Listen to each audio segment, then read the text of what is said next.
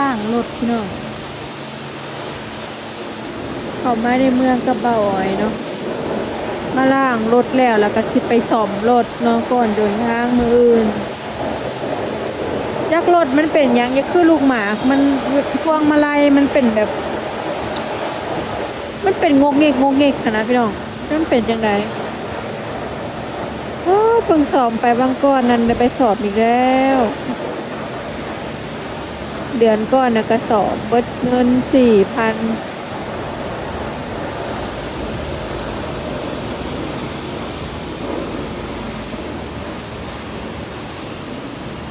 ล่างรถกับคันละจักบาทคันละ200กว่าบาทพี่น้องนิ้วเข่าบ่ตัดผมเนาะอยากกินยังนี่บ่แซ่บๆบอกมาดูสิพาไปกินครัวกระจ่อยแห้งพี่น้องอยากกินยังเมื่อยบ่เมื่อยอยู่เช้าเผาหมูแล้วถ้ากันยังไม่ได้กินข้าวเที่ยงเลยนี่มาอ่อนแล้วยังไม่ได้กินค่อยกินอยู่วัดล่างแล้วก็ถึงเวลาซ่อมรถต่อพี่น้องโอ้ยหลายอย่างอยู่ล่าสุดสร้างบอกว่าลูกหมากก็กระบาดแตก2อย่างเลยพี่น้องเดี๋ยวสิพามาให้เบิ่งมันอยู่ในสายเนาะนี่ลูกหมากกระบาดคือบอลที่มันทับเคลื่อนรถนี่เข้าลูกหมากมันแตกมันฉีกแล้วก็มีปัญหาพวกมาไล่อยากเวลาขับไปแล้วมันอยากนั่นเองพี่น้องเวลาขับไปสิประมาณ60-70แล้วมันสิเป็นนั่นนี่ก็อยากขึ้นเจ้าเขานี่แหละคอยเด้านาสิลูกหมากไปให้คอยเด้านี่ลูกหมากแน่นอนพี่น้องพอทางบ้านเฮาเนี่ยมันคุ้มพี่น้องบ่ลูกหมากกันโค้งกับลูกหมากปีกนกเด้อ เดี๋ยวถามสร้างพี่น้องจักสิเบิดจักบาทเดี๋ยวรอเบิ่งพี่น้องเดี๋ยวสิถามสร้างเบิ่งเนาะว่าราคาเท่าไหร่แตกไป2เวลาข่อยถอยหลังเข่าเกียร์แล้วมันสิดังแก๊กนี่พี่น้องก็เลยมาให้สร้างเราเสกแป้งให้พอมื้ออื่นนี่สิเดินทางใกล้ลงปากเซสิลงปากเซพี่น้องก็เลยมาแป้งรถมาเสกรถเลยเนาะนี่ลูกหมากกากบาท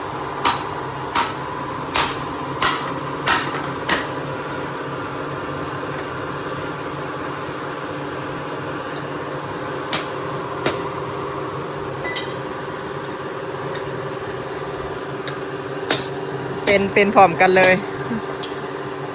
ของไรสั่นพร้อมบอยมาร้านประจำพี่น้องมีแต่มาสอมน้ำไม้ร่อนแหละเป็นห่านประจำบอยเลยจ้ะเวลาหลุดมีเป็นนั่นเป็นนี่ก็มีแต่มาหาเราเป็นห่านประจำก่อย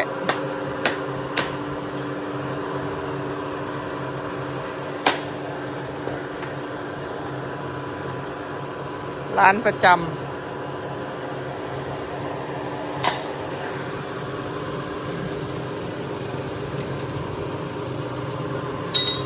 ยางเริ่มเบิดแล้วนะไปตกคุ้มแล้วไปขวัดอยู่ในเฮือนแล้วยางหลอน จริงๆเนี่ยยางมันไม่ได้เหี่ยนเลยไปขวัดอยู่ในเฮือนเหมือนบ้านสวนนะพี่น้องเหี่ยนเนี่ยนี่ จะน่าอีกครับ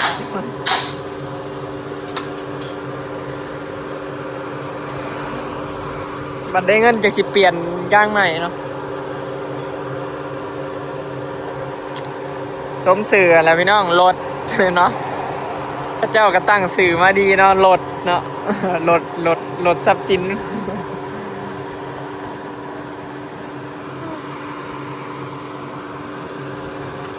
แล้วว่ามันแตก2 บอนเลยแตก2 บอนแล้วอ่ะ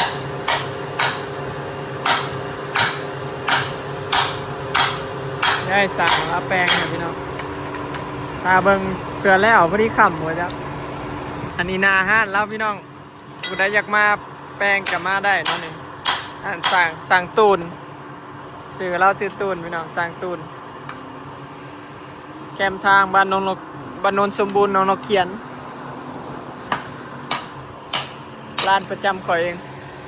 เหล้าบกแพงพี่น้องเป็นหานประจำเราแนะนำดีเด้มาสอมแต่ละเทือแล้วก็จนแบบว่ามาสอมน้ำเราจะเป็นค้าประจำ ยางขาด เปลี่ยนแล้วละสไลด์เนี่ย คัดสองรอบ เบิร์ดคูมันบอลเลย มันชุดนี้เป็นแบบมาเป็นก่อน เขาคล้ายเบิร์ดก้อนนี่เปลี่ยนรถ1,200พี่น้องเฉพาะตัวนี้เลยนี่อันนี้เลยมันคล้ายเบิร์ดก้อนมันเนาะมันเป็นลูกยางเลยลูกยางมันแตกมันเสื่อมสภาพมันเทิงแล้วนี่1,200อันนี้มันได้ลูกหมากกับกระบาดนะเนาะลูกหมากกับกระบาดมันเลยตัวนี้ก็ลูกหมากรวมลูกหมากแตก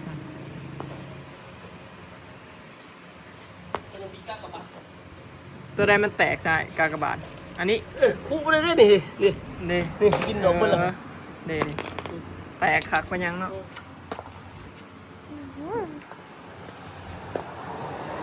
อันนี้ก็มีอีกเนาะลูกหมากกากบาทเนาะนี่อันนี้ก็ข้าวกบาลเลยนี่1 2 3มี3บอลแตกลูกนึงแตกลูกนึงเขาปมกระเล็ดเอาก็ได้ซึ่งยังดีบวกเปลี่ยนปมกระเล็ดแล้วซะโอเคใหม่เป็นตัวครึ่งรถเนาะนี่เผากลางมันเก่าอันนี้หนักขนาด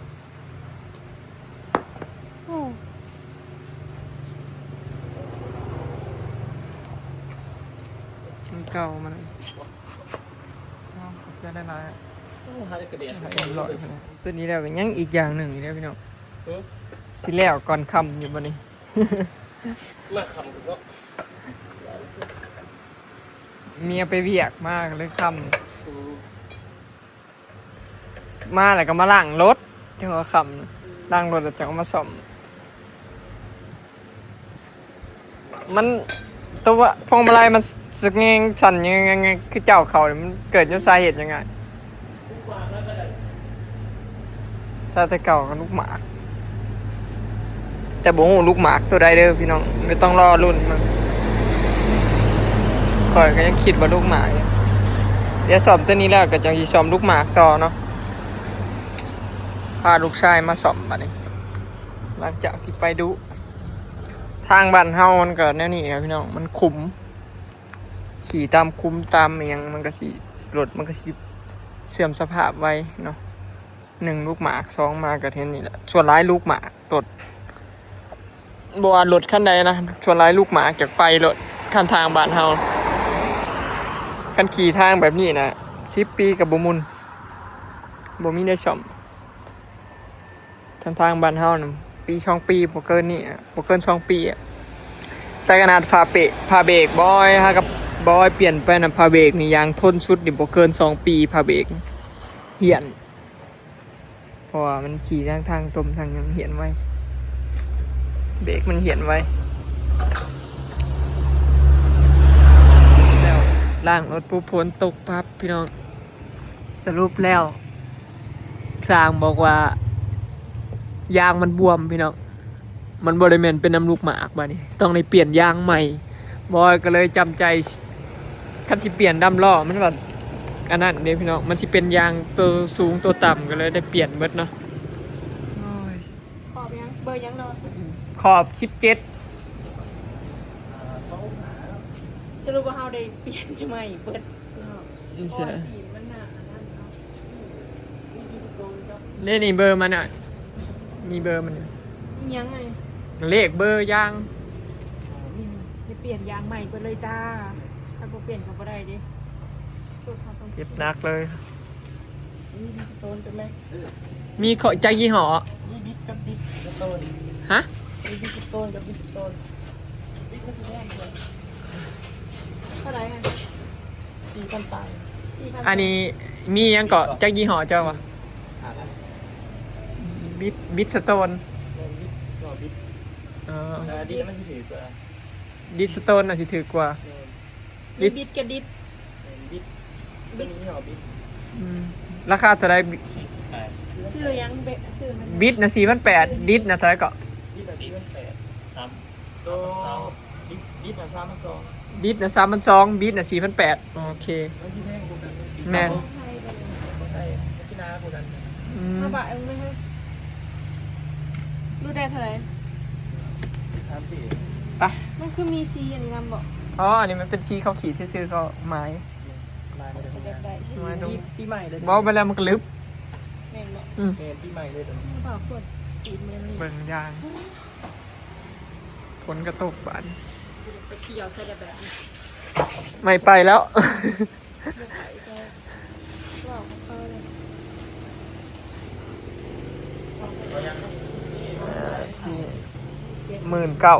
19,000ปะทูจุกเลย ตัวนี้ อ๋ออันนี้ซองยี่ห้ออันนี้ดิจิตอล มันอยู่ดียี่ห้อตัวไหนสิไปก่อนตัวมันของมันเอง อันนี้ของมันเองอันนี้ มันใช้ได้ใช้ยี่ห้อตัวนั้น ยี่ห้อนี้สิดีกว่า มันกับมันผสมตัวนั้นราคาตัวนี้มันก็สิแพงกว่าตัวนี้สิแพงกว่า อืม แต่ใส่รถตัวเองก็ใส่ตัวนี้ยี่ห้อตัวนี้สไลด์บินมันสีน้ำหนา อืม นี่แต่มันคงแบบ ใช่ไหม ว่าจำเป็นแต่ว่าเงินเขาก็หลายแต่มันก็บ่โซตัวนั้นแม่น ตัวนี้มันตัวไหนสิดีกว่า ตัวนี้ดีกว่าละรุ่นเลยนะแล้วกูละ4,000เท่าไรกับเพิ่นว่า ตัวนี้แล้วว่าสิ พี่โซหาแล้วสิให้แล้วกูละ อันนี้เป็นยางปีเท่าไหรนี่ปี2025บ่นี่อ๋อ นี่เป็นปีใหม่อยู่ได้เนาะ อืม เอาล่ะสิถามใหม่ในรุ่นราคา ถาม เอาจะเสร็จ คันเอา4นี่บ่ลดให้อีกบ่คันเอา 4เซนแล้วกู แต่ว่าทานเบิ่งนะคะ เราสิรุ่นให้ได้ส่วนใดคันเอา4เส้นนี่นะ 4เซนก็สิรุ่นอายุเอา4เซน ถ้าเบิ่งนี่เนาะตัวนี้จะเฮาตัวนี้มันย่างติดมาน้ำรถกับแบบนี้แหละยี่ห้อนี้อืมดี เอามีโลด ติดกับรถมา ของข่อยนี่เฮือนกับยี่ห้อนี้ครับดิสโตน ลบไม่ไปไม่พออะไรผมเคย ขันเอาตัวดีเลยพี่น้องว่าเอาก็แก่ๆคือ นี่ เบา คอร์ด ไปนะ เก่า17 ลบไม่ไปนี่ เกือบ5,000 เบิดเท่าไหร่ไหมหายล้ำ ถ้าเบิ่งแล้วสิรุดให้เท่าใดพี่น้องเส้นหนึง4,800 ขนาดนั้นเบิด1,900แต่หมด ที่สหา4,300 4,300 มันสิมีปี25กับ26เด้ออายุปีมันมียางมันมีปีมันนำได้อายุมันผลิต คุมจะ ไม่อัน ปีบ่ ใส่รถเจ๊ใส่ปีสองหมดแล้วสองหมดแล้วออกมาใหม่ใส่ตัวใหม่หมดแล้วปีสองมันจะออกมาใหม่รถตัวเองนะยาวมันจะสีใส่ เท่าไรปี2 4,000 รูปแบบมีประจ แม่ ำตัวพี่สาวคันรูปได้เท่าไหร่คือ รู้ได้เพราะฉะนั้นมัน4,000ก่อนปกติเนี่ย4,000กว่าปลายแล้วสิมีปลายแล้วนะจะเอา4เซนเป็นรุ่นไหน อันอายุการใช้งานมันจะปีกว่า ก็ไม่เคย เฮา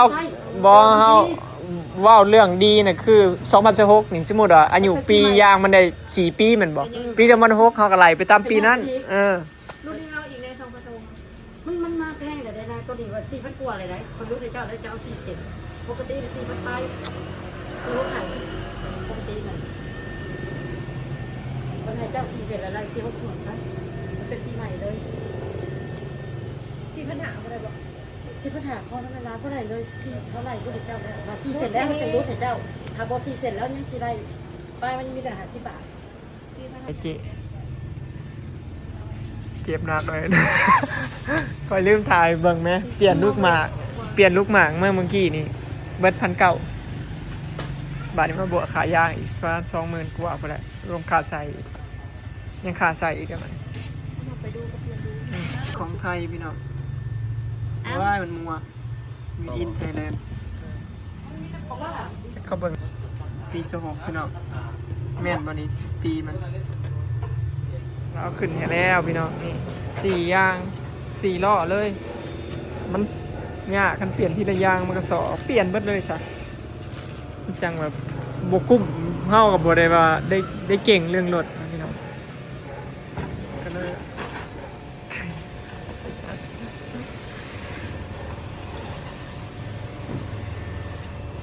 ร้อย4 รอบ ซึ่งบอกฮอดได้ค่ะตัวคุณหรอว่าอยู่ หานประจำด้วยนี่มาซื้อน้ำร้อนอะไรรถพี่น้องแต่ก็มาซื้อย่างกัดเข่าให้บอลเลตตลอด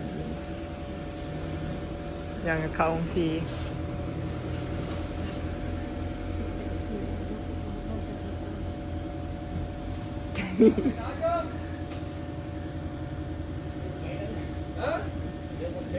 เลินกัน300พี่น้องละรูดไห้